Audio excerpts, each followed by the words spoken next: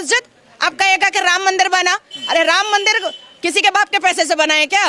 राम मंदिर क्या सरकार के पैसे से बना है? राम मंदिर सनातनियों के पैसे से बना है। तो बुखारी और मदनी क्यों नहीं खड़ा हो जा रहा है मोहम्मद बिन अब्दुल्ला मस्जिद बनाने के लिए?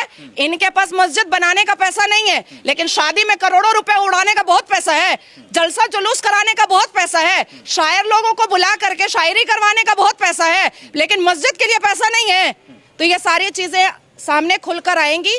एक बार फिर से मोदी जी को 411 पार करके शपथ लेने दीजिए।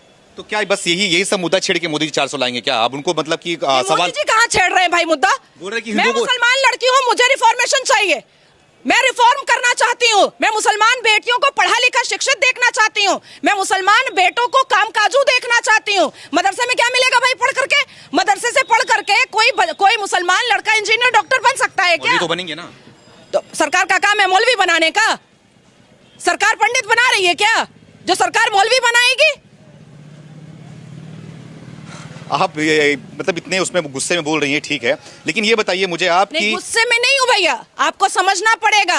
1450 साल से ना हम एक सुई नहीं बना पाए हैं, एक सुई नहीं बना पाया है मुसलमान। बड़ी बड़ी लंबी लंबी बातें हम अवैसी की सुनते हैं। अच्छा। और शिक्षा के ऊपर कोई काम नहीं हुआ है। किसी भी तरीके का रिफॉर्मेशन नहीं आया है इस्लाम में। आपको नहीं पता है कि क्या दुर्दशा है मुसलमानों की। हम मुसलमान भारत को आप डेटा में निकाल करके गूगल में देखिए, शिक्षा में भारत 79% शिक्षित लोग हैं। सच्चर कमीशन का रिपोर्ट देखिए, हम मुसलमान दलित से भी पीछे हैं शिक्षा में, क्योंकि हम पढ़ना नहीं चाहते हैं। खाली तलवार दिखाओ शलवार पहनाओ, तलवार दिखाओ शलवार उतारो, यही काम है। इससे निकलेगा मुसलमान तभी जब मुसलमान शिक्षित होगा। मुसलमानों को शिक्षित होना पड़ेगा, तभी उनके अंदर रिफॉर्म हो, तभी वो रिफॉर्म हो पाएंगे।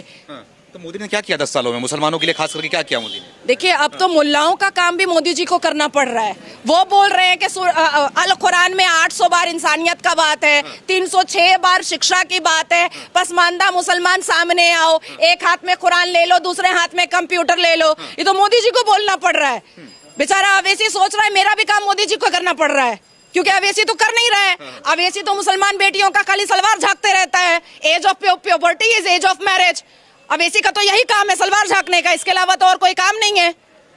ये बताइए मुझे आप कि ये जो कानून जो कांग्रेस सरकार में रही है, मतलब कि 55 से 60 साल तक कांग्रेस राज की देश के अंदर, जो कानून बनाया गया मुस्लिम पर्सनल लॉ बोर्ड और वक्फ बोर्ड को, तो क्यों मतलब कि ये मुसलमानों के लिए ही क्यों बनाया गया है वक्फ बोर्ड और मुस्लिम पर्सनल लॉ बोर्ड? हिंदुओं के लिए कोई दूसरा बोर्ड, कोई कानून नहीं है क्या? इनको मतलब छोड़ दिया गया था कि हिंदू अपने हिसाब से रहे, मुसलमानों के लिए तो ये बोर्ड रहेगा, इस हिसाब से मुसलमान चलेंगे? क्या वजह? देखिए, हमारा दुर्भाग्य है कि जिसको हम राष्ट्रपिता बोलते हैं, हालांकि मैं गांधी जी को राष्ट्रपिता नहीं मानती हूँ, क्योंकि मैं भारत माता बोलती हूँ। वो कभी भी, गांधी जी ने कभी भी 82.7% सनातनियों को अपनी ताकत उन्होंने समझा ही नहीं, कभी नहीं समझा। और यही यहाँ से ही भारत का दुर्भाग्य स्टार्ट हुआ। जब से नेहरू से लेकर के मनमोहन सिंह जी की सरकार थी, तब से कश्मीर से कन्याकुमारी तक सिर्फ बम फुटता था। यासीन मलिक और लश्कर तैयबा और फलाना और धमाका ही होता था।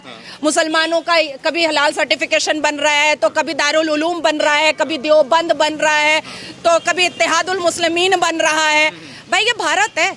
भारत का सिविलाइजेशन क्या है, हमारी सभ्यता क्या है, हमारी संस्कृति क्या है, हमारे संस्कार क्या है, हमारा श्रीमद् भगवत गीता क्या बोलता है, ये तो किसी ने पढ़ना ही छोड़ दिया।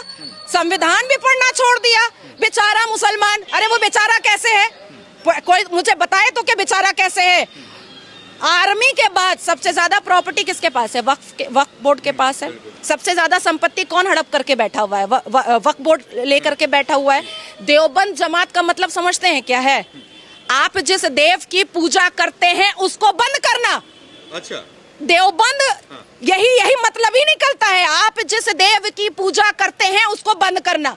इस्लाम की 4 स्ट्रैटेजी है, जो बात नेहरू जी भी जानते थे, गांधी जी भी जानते थे, इंदिरा गांधी जी भी जानती थी। अल तकैया, दाई, जिहाद, जजिया। अब बोलिए अल तकैया क्या है? अल तकैया, हिंदू मुस्लिम भाई भाई, आपका खून लाल मेरा खून लाल, हम दोनों संविधान को मानेंगे जब हम टुकड़े टुकड़े गैंग रहते हैं।